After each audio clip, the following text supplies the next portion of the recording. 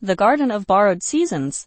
English Story Level 4. On the hillside of the misty village of Falridge lay a hidden garden that appeared only during twilight. People called it the Garden of Borrowed Seasons because every part of it held a different time of year. Spring blossoms, summer fruit, autumn leaves, and winter frost grew side by side, untouched by the world outside. Only the few had ever seen the garden. One of them was a boy named Theo, who discovered it while chasing his runaway kite. The kite slipped through a curtain of pale mist, and when Theo stepped through after it, he found himself standing among trees that sparkled with snow and branches heavy with ripe peaches. Theo wandered deeper, mesmerized by petals drifting next to falling snowflakes. A gentle breeze carried the scent of winter pine and spring rain. At the center of the garden sat an elderly woman weaving a crown made of every season's flowers. She introduced herself as the gardener of time, the keeper of the borrowed seasons. She explained that the garden collected moments from nature, lost summers, forgotten springs, stolen winters, and preserved them so the world would never run out of beauty. Each season held lessons,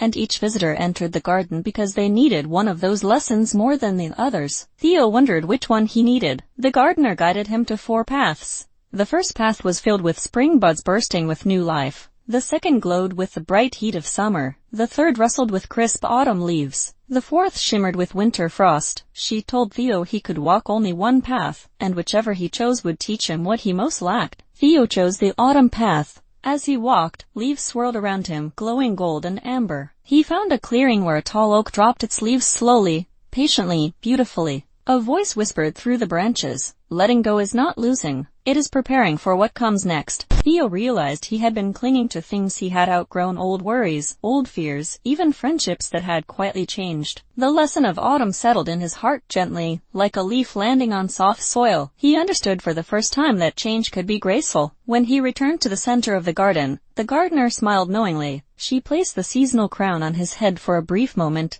blessing him with balance. Then the mist thickened, wrapping the garden in silver fog. Theo blinked, and suddenly he was back on the hillside, his kite resting at his feet. The garden did not appear again, though Theo searched for it many times. But he carried its lesson with him through every season of his life, letting go when needed and welcoming new beginnings with the quiet strength of autumn leaves drifting toward the earth.